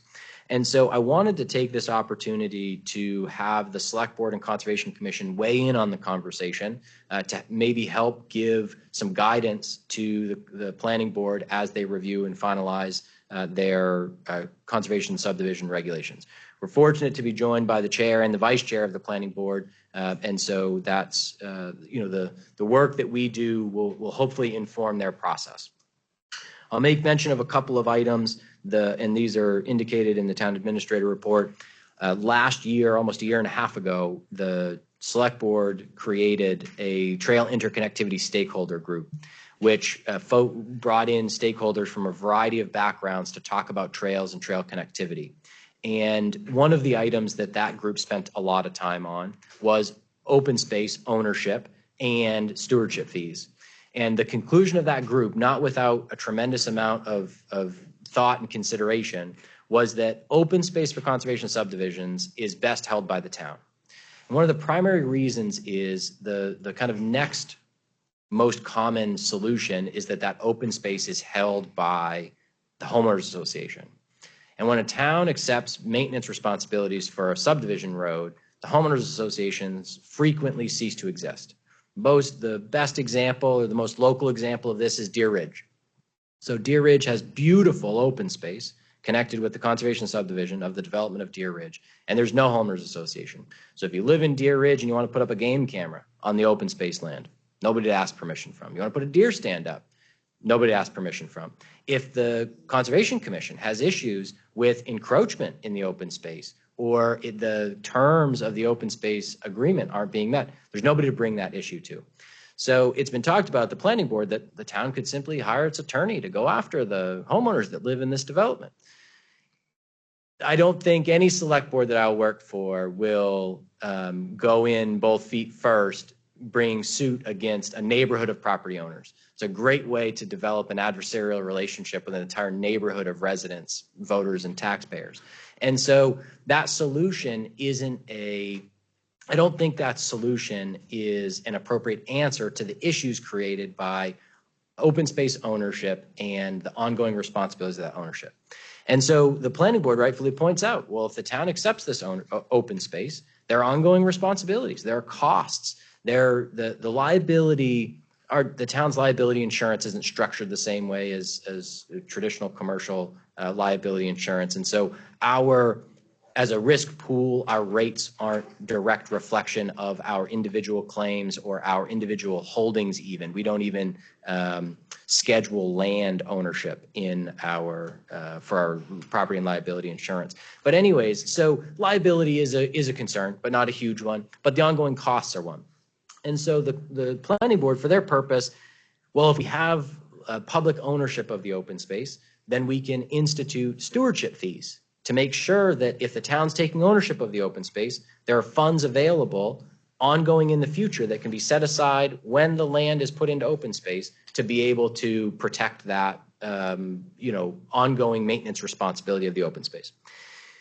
The challenge the planning board has faced is there's not a great way to do that, and it's not really a one-size-fits-all solution. And what if a property is being conserved, property is being developed and there's open space and it's in current use? And they're paying, tens of thousands or hundreds of thousands of dollars in land use change tax fees. How is that different than a property that isn't in current use that might not be paying any land use change tax fees? And so when I talked to our select board liaison to the planning board and our planner, I thought that it might be worthwhile for the select board and conservation commission to consider a proposal to the planning board that says, let us worry about that. You can regulate the conservation subdivision process, but any ownership of open space has to be approved by the select board already, regardless of any changes to the subdivision regulations. The select board, for its purpose, has always asked for and expected the Conservation Commission to weigh in on that process. And without even trying to approach this in an organized way, we already do a pretty good job of that. This development project out here, when the developer approached the Conservation Commission and said, we want the town to take ownership of this open space, the Conservation Commission said, we want you to pay us a stewardship fee. The developer said, okay. And they negotiated a transaction where the town accepted a stewardship fee, deposited in the conservation fund in exchange for the acceptance of this open space. There are other issues that need to be addressed also that it isn't really always necessarily appropriate for the planning board to address relative to acceptance of open space. Perfect example of that is the Bending Brook subdivision, the old Malago pit. When the town was approached with an opportunity to accept that open space, the town said this will work out great because we're doing drainage work on Malago and we need a place to put this drainage. Guess what? Your subdivision drainage would be a great place to tie into with our drainage. So let's make a deal. Let's find an opportunity to do this. The select board wasn't willing to just accept a pit that had been used to the maximum extent before development just on a whim. And so the select board hired its engineer to go do an evaluation of the property. The engineer found some issues: invasive species, steep slopes, other concerns that the select board enumerated in an agreement with the property owner saying, we will accept the open space, but you have to do this, this, this, and this first. And so this process works pretty well. I think for the planning board's benefit and the developer's benefit, the Conservation Commission and the select board could get together and formalize that process. Okay, you're going to start with a Conservation Commission meeting, and here is a checklist of what they'll review. They will consider whether it's in current use and if there will be land use change tax penalties paid on it. They'll consider what value, conservation value there is. And this works really well for those of you that have taken a deep dive in the new conservation subdivision zoning ordinance, that we require them to take a 4-step design process in these development projects, where part of the requirement is they go meet with the Conservation Commission and talk about their open space before they've decided it, to give the Conservation Commission an opportunity to weigh in and say, we see what you're trying to do here. If the open space was in this area, it would be better. So we're not going to resolve this tonight, but I think between discussion of the Conservation Commission and the Select Board, I'd like to see if there's an openness for the Conservation Commission and the Select Board to formalize this process of open space ownership and review and stewardship fees and all the rest, and prepare a draft that we can get in front of the planning board for them to weigh in on. And so then we can say to the planning board, you focus on the development part, we'll focus on the open space and ongoing maintenance and ownership responsibilities of that open space part. And it'll all happen simultaneously, kind of with a development project, but it doesn't require the planning board to be burdened in their regulations with exactly how to decide on all this, because they're going to look to the Conservation Commission for input anyways. The Select Board's still going to have to authorize ownership of any open space. So that's a proposal. interested in feedback from both groups in formalizing that process, which, like I said, we kind of already do pretty well. I'll add my joke from earlier. Please don't accept anything with a dam going forward. Thank you. Go ahead, Doug. Well, just to add, I guess, a little more context, this subject came up, I think, partly in the situation of us wanting to cover more of our costs, short of dipping into the conservation fund all the time for maintenance of our trails, for just several different stewardship issues. And realizing that, we're all getting older and we haven't recruited younger folks as yet to take our places. It's getting harder and harder to get out and do all the monitoring, all the paperwork and so forth to make all this happen. Conservation is not free. It needs to be maintained. We need, eternal vigilance to make sure that areas are not being damaged. I have a couple of concerns that I'm waiting on a report from the Forest Society on a couple of lands in town that have been abused, and we want to get some enforcement actions. So, all that takes effort and time and energy. And so, we had put forth a proposal to hire someone part-time to be split between the land use to be able to do a lot of this work, to coordinate it, with still many volunteers. But, one of the items for consideration to fund that effort would be, really making the stewardship fees more routine and other fees as well, other sources of income. But stewardship fees just seems like a natural. And, I went back and looked through our Conservation Commission handbook that the State Association puts out. And they make it very clear that this is the way to go, that they recommend that we set up stewardship fees. It's actually written into our bylaws that we have a stewardship account or sub account of the conservation fund. But to my knowledge, it's never been enacted, right? And then we had the situation with the ridge up here where that was negotiated or put forth. But it's at this point, it's kind of a fluke. Why isn't it the default approach?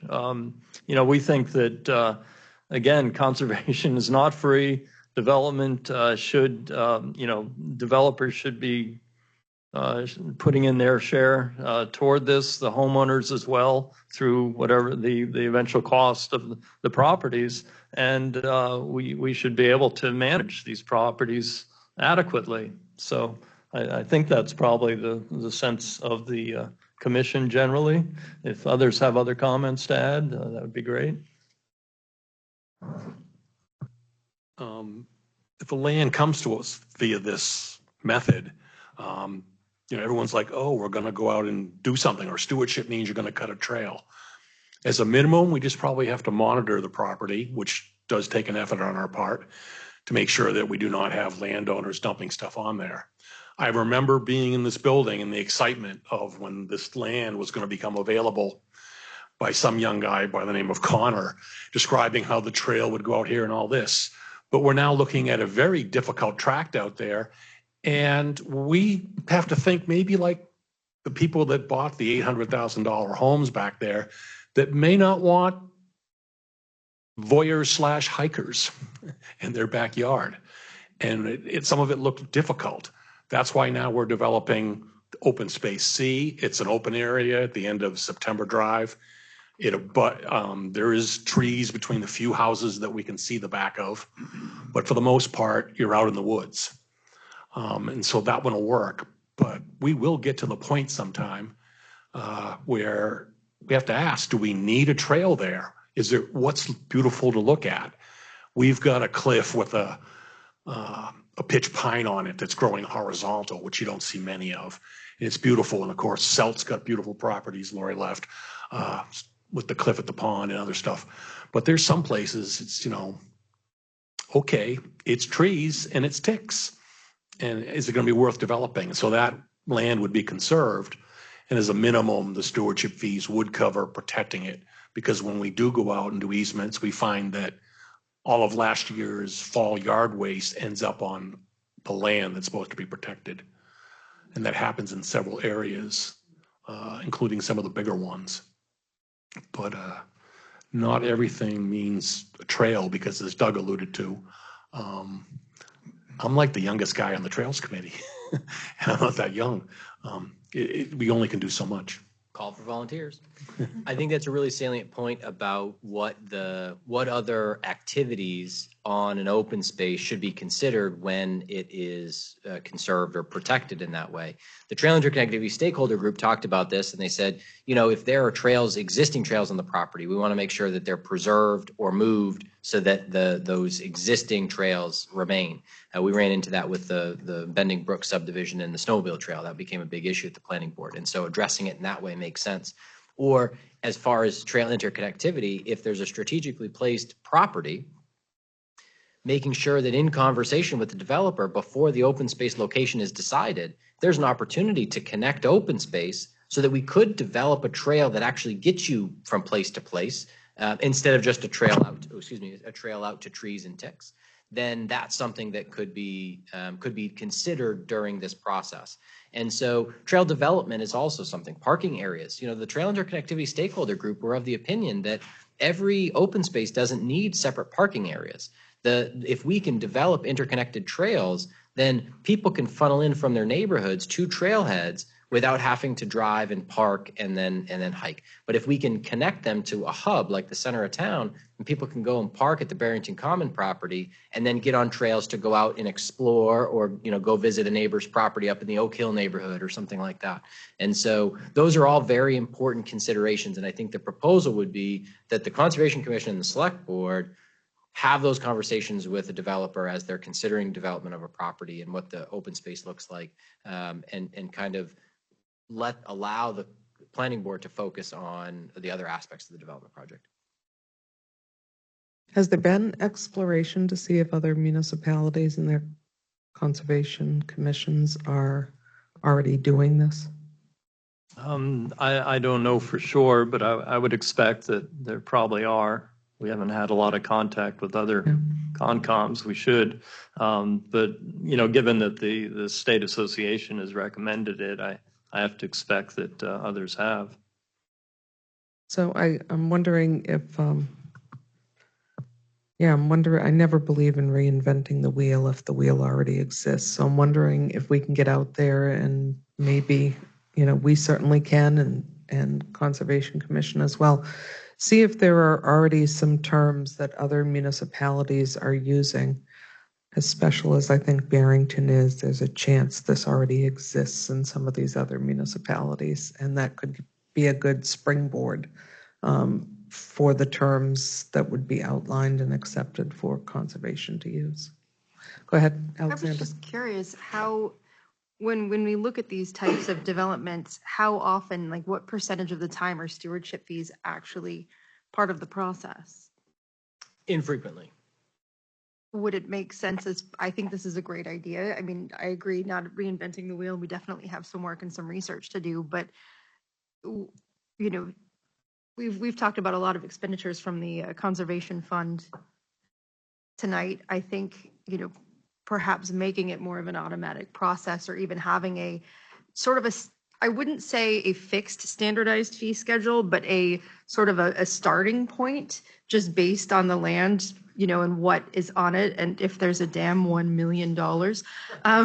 But I do think that something that would give them, people when they're looking at this and kind of exploring their options for development, kind of an idea of what they'd be looking for in fees, but then the final arbiter would be the Conservation Commission looking at what might be specific needs of that particular property be. And I think it's interesting that Jack brought up, the voyeurism aspect of the trails around certain places. I live across from the Isinglass River Trail, where the town has a conservation easement, and there's a lot of hikers over there, and I can hear everything you say. So it wow, is they have a beautiful deck. Oh yeah, when they talk about me, I can hear it. I can hear everything because people think they're out in the woods and I'm just in my backyard going, oh, interesting. Is that what happened to Bob? So being respectful of time, I think that the point that there's research to be done and certainly lessons to be learned from other communities, I generally like to check in with the select board and in this case, the Conservation Commission to see if that's a direction that we want to invest time and resources researching and pulling together before we just go, full force down that path. And so if there's an openness to this, then we can do that work and, Doug and the Conservation Commission members can explore how conservation commissions across the state may approach this and what opportunities exist, and we can explore some other ways to formalize a process for developers, certainly bringing that back before both groups, not necessarily at a joint meeting, but more importantly, getting that conversation in front of the planning board to see if that approach alleviates the planning board's concern with how these development projects for conservation subdivisions are handled and maybe takes a little bit of the pressure off the planning board to have to resolve this on their own if the Conservation Commission and Select Board are involved anyways. So I'm seeing a lot of head nods, and I think just by consensus after Doug has something. Yeah, I just wanted to mention that I think this maybe came up in the planning board, but maybe the select board hasn't heard that. And we've talked previously and had a representative from Southeast Land Trust. For them, it is routine. As far as I know, at least in recent years, all their projects have an item, and I've seen a lot of the budgets, and they all, have a stewardship fee tacked into the budget, and that's their routine. And I expect it's on the one that we're talking about with the Ayers project. So, that's another resource that we can tap into. It's not municipal, but they certainly are experts on this stuff. And, if they can make it work, then hopefully we can as well. And just as a matter of scale, so we're talking $1.3 million for the two conservation projects totaling 515 acres. There's a collective $237,000 of that budget is stewardship costs. And that doesn't include project management expenses of $42,000, which I would expect covers the administrative process of conserving property and things like that. And so I think we have good partners in other conservation commissions and Southeast Land Trust to explore how we could do this. I mentioned earlier, and I think it's worth mentioning again, the land use change tax penalties paid on property that's developed can be factored into this consideration. And so the Conservation Commission could evaluate an opportunity to say, 25% of the land use change tax penalties paid on this conservation subdivision project will be set aside either, in the town's accounting or the Conservation Commission's accounting for stewardship costs for this project. And maybe the stewardship fee isn't as high if a developer is already paying, this developer paid hundreds of thousands of dollars in land use change tax penalties. The project's just in the design phase, but something like Coop Farm, that current use land may generate over $1 million in land use change tax penalties. And so finding a balance between, and the reason I bring that up, and this is the planning board has toiled with this, is most all involved parties believe that a conservation subdivision, if a land is going to be developed residentially, a conservation subdivision is oftentimes an appropriate approach to make sure that we have pockets of preserved open space as land gets developed. And so we want to make sure that we keep the scales balanced so that when developers come in and are buying up residential property, that there's still an incentive in their favor to make sure that they're encouraged to pursue this development approach. And so the cost of building a road is the best thing in our favor because consolidated development means fewer miles of roads and a lot lower cost for the developer. And so that's what we're balancing the scale against, right? We need to make sure that the rest of the requirements or responsibilities are balanced enough so that we're not incentivizing developers to just throw out the conservation subdivision regulations. And so I think there's a balance necessary. Let's explore it. I'm still seeing head nods. So by consensus, we'll head in that direction. Okay, awesome. Thank you. I'm glad we had an opportunity to talk about it collectively. Dana has something, sorry. Go ahead, Dana. Sylvia. Community member, Madbury Lee, Barrington Park Collaboration Working Group. 2027. And I have a second from Mr. Sakosha. Thank you. So I think we're very lucky to have a retired fire chief willing to join our fire collaboration working group. So could I have a vote, please? Samako, aye. Capello, aye. Nantrick, aye. Sakosha. Hardikoff, aye. Thank you very much. Up next, the last section of public comment. I do not expect that I need to read these rules again in reference to not a two-way dialogue, but I am certainly respectful of the process for open comments. So if anyone would like to speak, 3 minutes maximum. You cannot speak twice at the same meeting. So if you have not spoken and wish to speak, please mouse over your laptop and click on the hand icon and you'll be recognized. And if not, seeing no one online would like to speak, is there someone in-house that would like to speak? Please join us.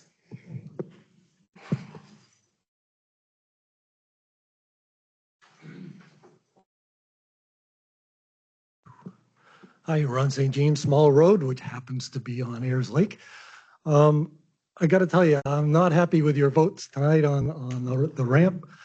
Last summer, not this past, but last year, the Ayers Lake Association invited members of the Swains Lake Association to come talk to us about their experience with invasive species, which is not a good experience.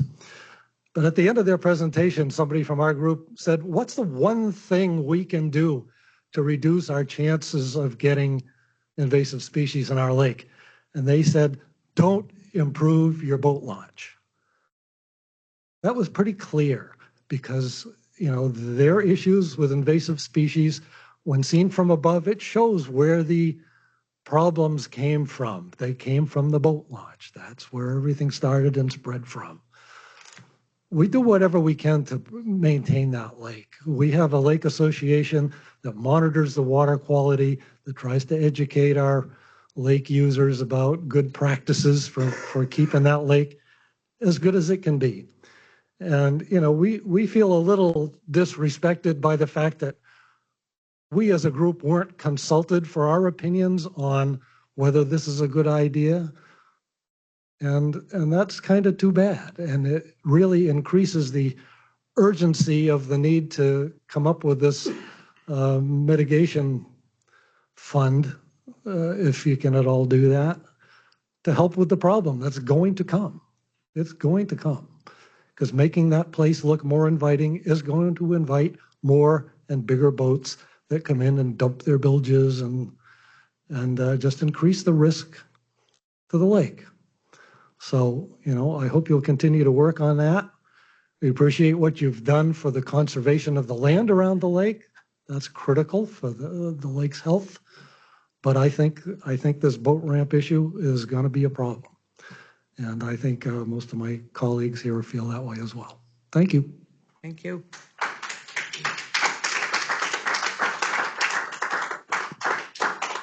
Is there anyone else who would like to speak? Seeing as no one else has asked to be recognized, I will close the second portion of public comment.